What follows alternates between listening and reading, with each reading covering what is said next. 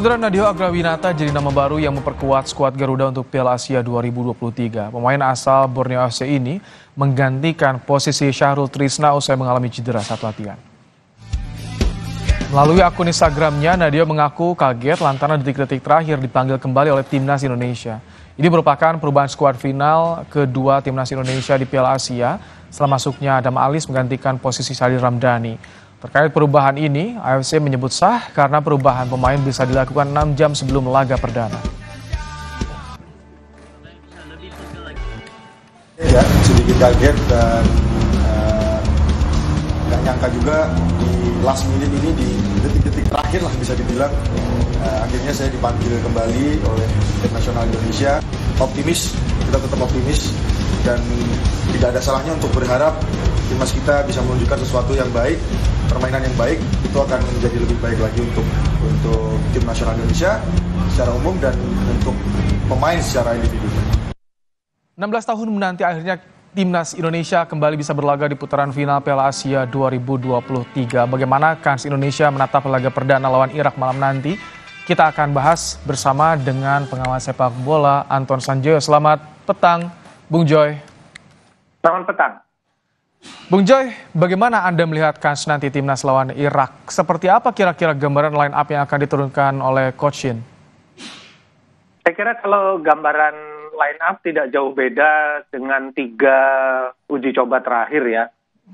Backbone-nya timnya Sintayong ini udah ada lah kelihatan, terutama kalau kita bicara lini belakang, lini tengah dan lini tengah yang bagian poros sama di lini depan. Sepertinya pilihannya udah jelas dari Sintayong.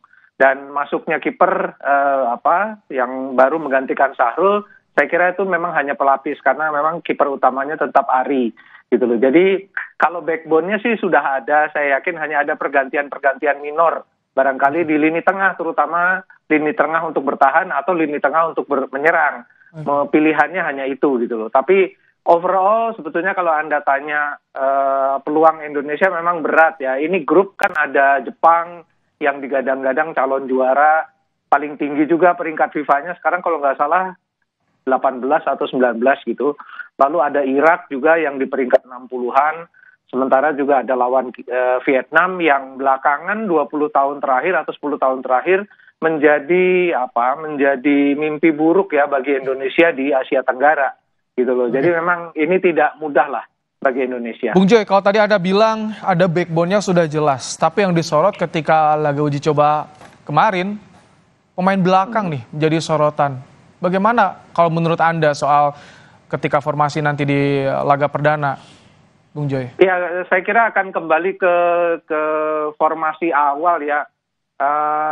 Kalau bertahan total pasti pakai 5, tapi rasanya sih untuk bertahan total juga agak percuma melawan Irak atau Jepang ya. Jadi saya cukup yakin Sintayong akan pakai 3 pemain di belakang. Sudah hampir pasti Jordi Amat, Rizky Ridho dan Elkan Bagot yang ada di sana gitu loh. Dibantu 2 pemain tengah yang bisa berfungsi sebagai fullback gitu loh. Ada Asnawi, ada Pratama Arhan.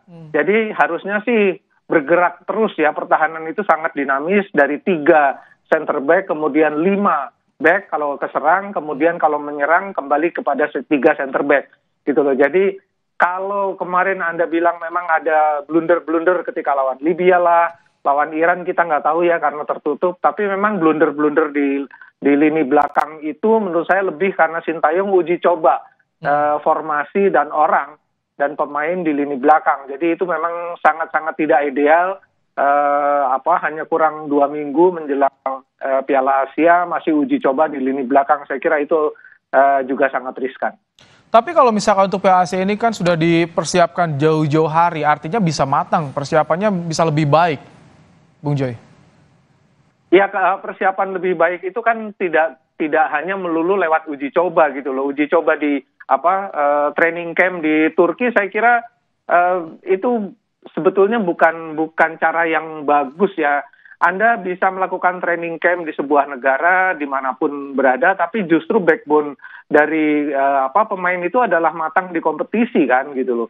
Dan sekarang kalau kita bicara pemain-pemain lokal yang bermain di kompetisi Liga 1, atau pemain-pemain yang ada di kompetisi luar, tapi bukan yang pemain keturunan, kan memang tidak banyak mendapatkan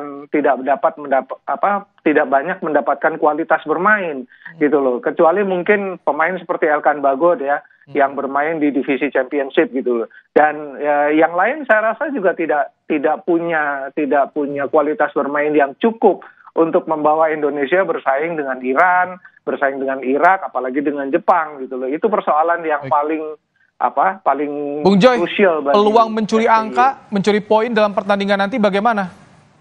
Ya selalu ada sih. Kemarin pun Vietnam kan sempat leading lawan Jepang ya, tapi Jepangnya terlalu longgar juga. Tapi saya yakin Irak sudah lihat pertandingan kemarin dan mereka pasti akan gaspol dari sejak awal gitu loh. Dan ini yang harus diantisipasi. Kalau saya sih tidak berharap Indonesia bisa mencuri poin, bermain bagus saja. 15 menit pertama itu sudah akan menjadi modal yang bagus.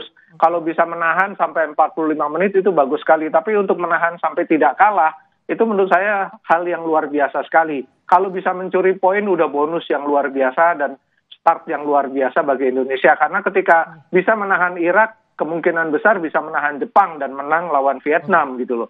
Tapi kalau melawan Irak memang agak berat karena memang Irak sudah bertekad kuat untuk merebut pertandingan pertama ini. Bung Joy, performa pemain naturalisasi bagaimana, akankah mendominasi pertandingan malam nanti bagi timnas? Ya, pemain naturalisasi yang paling menonjol ya hanya Bagot dan Struijk di depan ya.